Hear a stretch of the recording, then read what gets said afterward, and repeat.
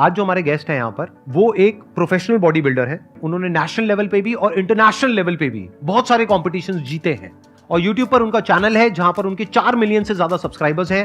Please give an energetic and warm welcome to the one and only Yatinder Singh.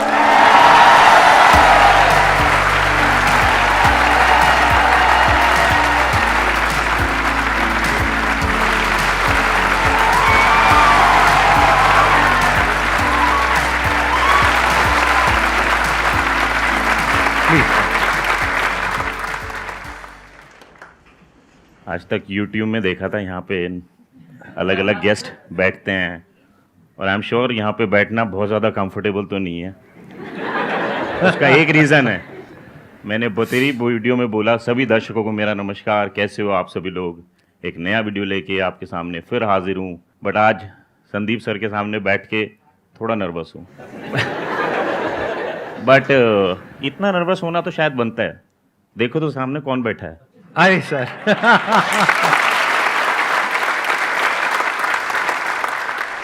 आपने काफी सारे award जीते हैं, प्लीज उसके बारे में थोड़ा सा बताएंगे क्या क्या आपने जीता है। सर वैसे तो अगर लेटेस्ट लगाओगे तो I am Asia champion 2022।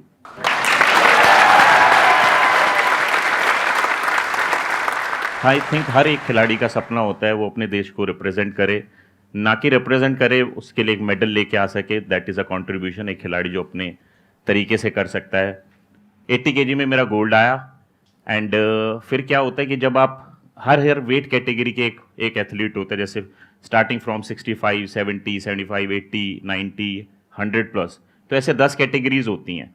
But 10 categories में हर एक कैटेगरी के चैंपियन को भी वो फ्रंट में बुलाते हैं और उनमें से एक को बनाते हैं वो champion of champions. So I am a champion of champion sitting in front of you.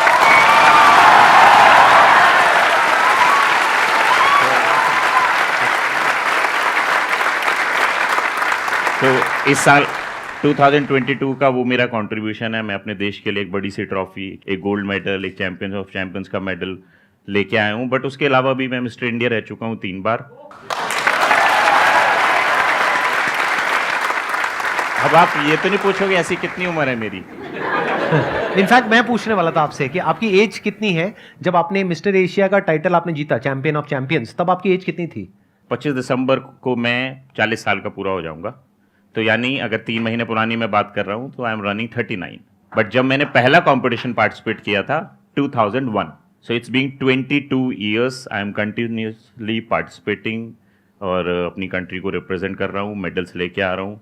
But अभी इस एज में बहुत सारे खिलाड़ियों के सवाल खड़े हो जाते हैं आफ्टर 36, क्योंकि बॉडी बिल्डिंग एक ऐसा पेशा है जिससे आपको निरंतर लोहे से लड़ना पड़ता है। रोज़ जिम में जाके 4-4-5 घंटे लड़ना लोहे से, फिर उस तरह का डाइट फॉलो करना। आई थिंक 36 में मोस्ट ऑफ द एथलीट्स जो हैं वो रिटायरमेंट ले लेते हैं। तो मेरे ऊपर भी 2018 में ये सवाल उठा था, क्योंकि 2018 में मैं अपनी वेट कैटेगरी में गोल्ड आया था बट चैम्पियन ऑफ चैम्पियंस नहीं बन पाया था। बट 2018 के बाद 19 में कोविड, 20 में भी कोविड रहा, 21 में कोई कॉम्पिटिशन नहीं हो पाया। तो 36 से फिर वो मैं 37 हो गया, 38 हो गया, 39 हो गया। बट बहुत सारे लोगों के सवाल थे कि यतिंदर सिंह फिनिश हो चुका है अब एज एन एथलीट, क्योंकि जब मैंने यूट्यूब पे वीडियोस बनानी शुरू करी कोविड के दौरान, बहुत सारे लोगों ने मुझे उंगली उठाई कि अब तो ये बस यूट्यूबर बन के रह गया, इसके अंदर का खिलाड़ी मर गया। तो इस साल मेरा बस यही चैलेंज था कि मेरी जंग मुझी से है, किसी और से नहीं, और अगर है खुद पे विश्वास तो तुझे कोई रोक सकता नहीं।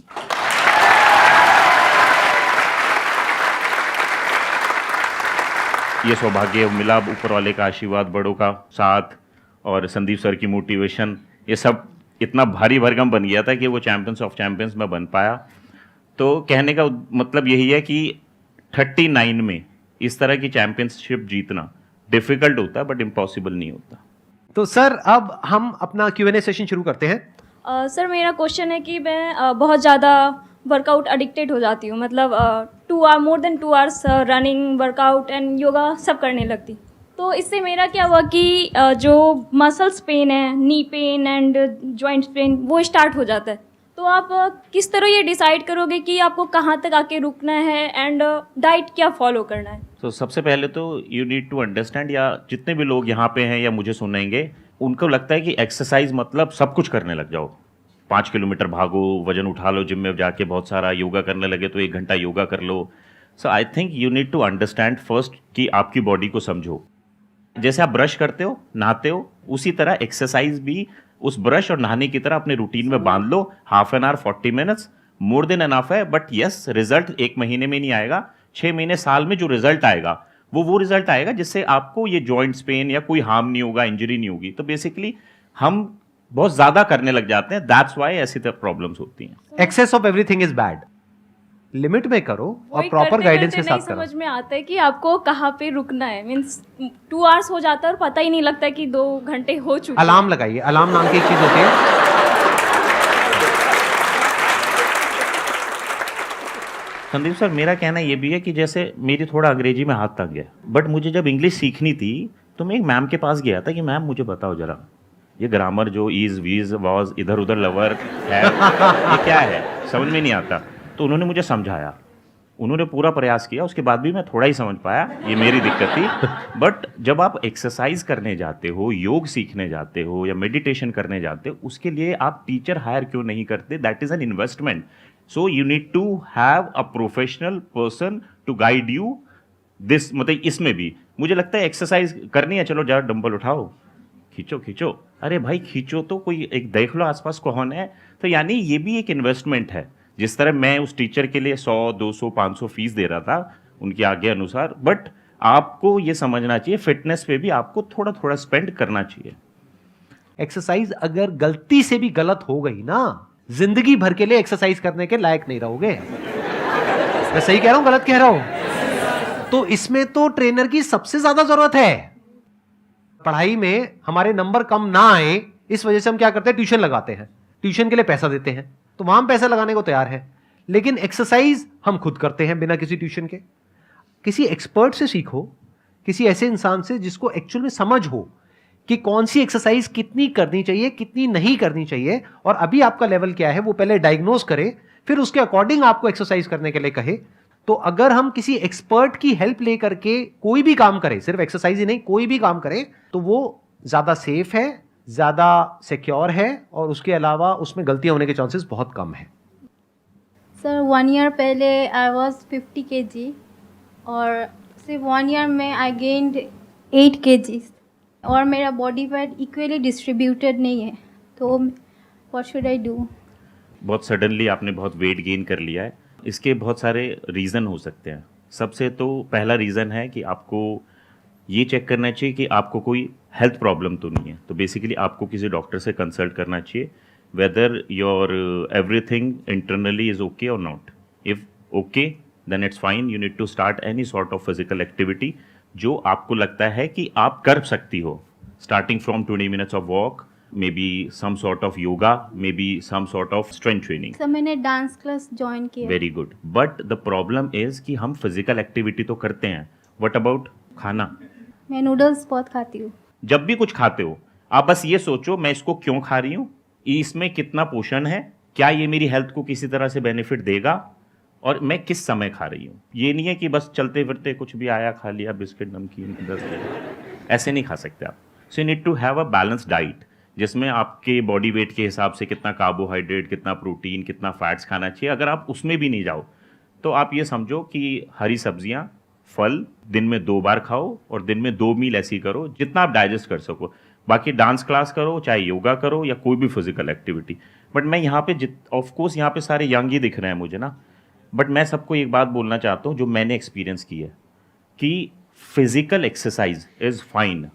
आप फिजिकली फिट हो, बहुत अच्छी बात है, बट हम में से बहुत सारे लोग मे बी मेंटली उतने फिट नहीं हैं. तो मैंने ये 3-4 साल में अनुभव किया है कि यार फिजिकल फिटनेस पे तो बहुत ध्यान दिया. What about mental strength, mental fitness? एक आदमी तंदुरुस्त है ये कैसे पता लगाया जा सकता है? तो physical fitness, mental fitness and emotional fitness, जब तक ये तीनों नहीं मिलेंगे तब तक हम ये नहीं कह सकते कि इस आदमी के बाइसेप्स हैं तो ये फिट होगा. ये कोई पैरामीटर नहीं है. पैरामीटर जब आपके ऊपर कोई इमोशन गिरता है, आपके घर में कोई ट्रेजेडी हो जाती है, आपका कोई अपना बीमार हो जाता है, तब उसको आप कैसे लेते हो, कितना स्ट्रांगली आप उसको ले लेते हो, दैट इज योर इमोशन. कोई आपको छोड़ के चला गया, आपकी गर्लफ्रेंड छोड़ के चली गई, रो रहे हैं, आंसू बहा रहे हैं, तो ये तीनों पैरामीटर्स आपको चेक करने चाहिए। वजन घटना और वजन बढ़ना इज नॉट द पैरामीटर कि कोई हेल्दी है कोई अनहेल्दी है। एंड सर डिप्रेशन के टाइम कैसे खुद को मोटिवेट करे? अरे नहीं नहीं, अब हम आगे चले गए सर बैठे हैं यहाँ सर आपने बोला मेंटल स्ट्रेंथ पे। सर आप मेंटल स्ट्रेंथ क्या होती है, आप बताइए, आपके हिसाब से क्या होती है?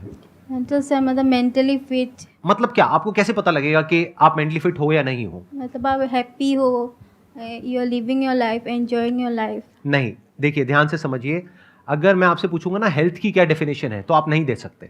मैं पूछूंगा व्हाट इज गुड हेल्थ, आप जितना मर्जी एक्सप्लेन कर लो आप नहीं कर पाओगे। मैं आपसे पूछूंगा व्हाट इज इलनेस, तो आप बड़ी आसानी से एक्सप्लेन कर दोगे।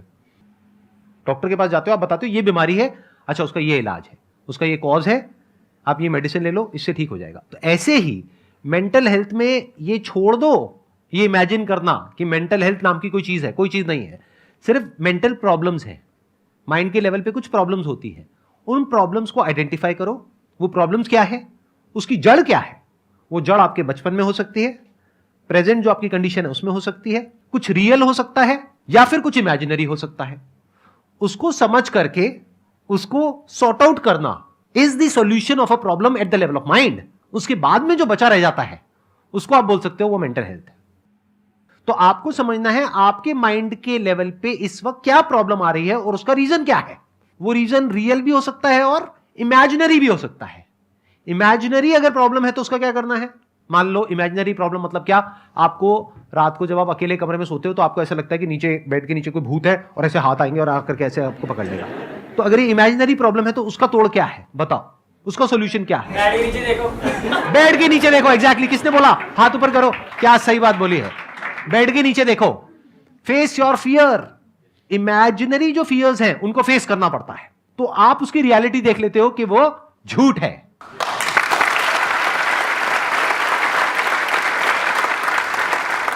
भूत को आप मार नहीं सकते हो, भूत के लिए कोई दवाई नहीं है, भूत का कोई इलाज नहीं है क्योंकि भूत है ही नहीं।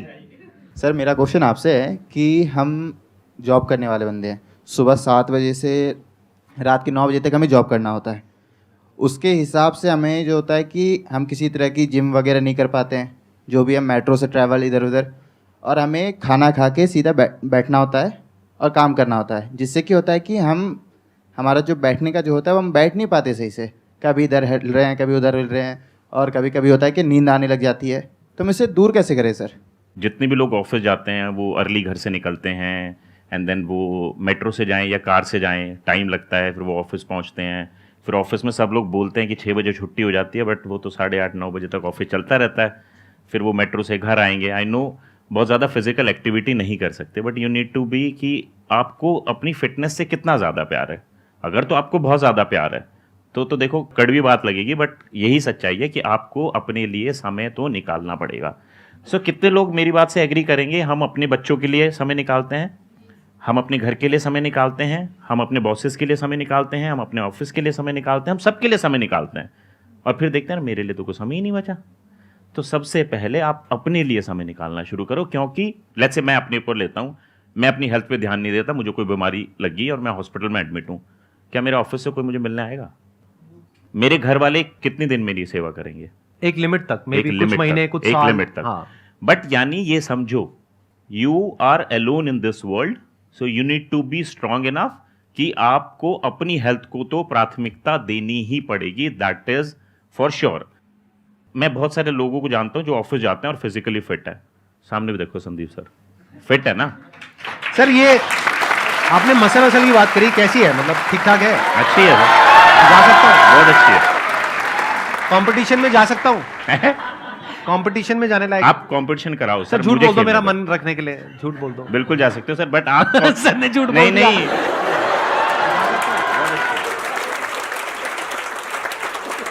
तो जितने भी लोग ऑफिस जाते हैं, बिजी शेड्यूल है जिनका भी, अपने ना खान पीन का बहुत ज़्यादा ध्यान रखा करो।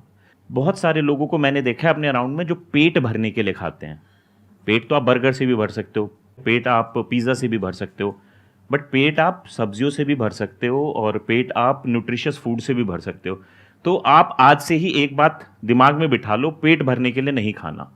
जो भी खाना होगा मेरी थाली में या मेरे टिफ़िन में, उससे मुझे कितना पोषण मिल रहा है वो बहुत ज़्यादा ज़रूरी है, नंबर 1। और फिर ये इंटरवल मील्स पे खाते रहो। दिन में अगर अलग से आप बोलते हो भैया मैं 3 बार खा पाता हूँ, मैं बोलता हूँ 3 बार ज़्यादा ना खा के उसको डिवाइड करो, अपने टिफिन्स को डिवाइड करो, लंच को डिवाइडेड इंटू 2, डिनर को डिवाइडेड इंटू 2, ब्रेकफास्ट को divided into 2। So that means आपने थोड़ा खाया, आपकी बॉडी ने उसको यूज कर लिया, सो फैट बनने के लिए बचा ही कुछ नहीं। 1। अब आप बोलोगे यार मैं जिम तो जा नहीं पाता, कोई बात नहीं, जिम जाना, स्ट्रेंथ ट्रेनिंग करना अच्छी बात है, सबको करनी चाहिए, बीइंग अ फीमेल या मेल, 40 हो, 80 हो, 20 साल हो, बट आप किसी अन्य तरह की फिजिकल एक्टिविटी तो कर सकते हो।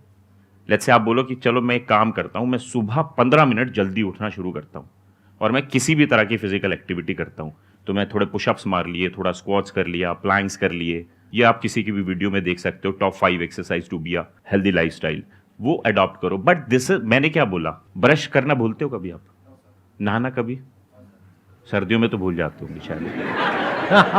तो एक बात बताओ, जब हम खाना नहीं भूलते, हम नहाना नहीं भूलते, हम ब्रश करना नहीं भूलते, तो हम एक्सरसाइज करना कैसे भूल जाते हैं? बिकॉज जब तक किसी को कोई बीमारी नहीं लगती उसको हेल्थ की इंपॉर्टेंस नहीं पता चलती। आप एक बार आईसीयू में लेट के देखो, आपको लगा भगवान आज बचा दे, कल से मैं अपने ध्यान कर रखूंगा सेहत का। सही बात है। बस मैं यही बोलूंगा, आप हाथ जोड़ के सबसे रिक्वेस्ट है, यंगस्टर से तो खासकर, इतने बिजी मत हो जाओ कि अपनी सेहत को ही भूल जाओ। सबसे पहले आप संकल्प लो किसी भी चीज का कि ये मुझे करना ही करना है। अगर मेरा जीवन है तो ये मेरा गोल है और इस गोल को अचीव करने के लिए ये मेरा संकल्प है। तो संकल्प जब ले लिया है तूने तो डरता है क्यों? गिरेगा, संभलेगा, पर की गई मेहनत व्यर्थ नहीं जाएगी। हर चुनौती को स्वीकार करता चला चल, हर लहर को पार करता चला चल। तू एहसास करेगा चारों दिशाएं भी तेरे साथ हैं, और तब ये जान लेना कि यही तेरे विजयी होने का आभास है। क्या बात। Thank you so much ji.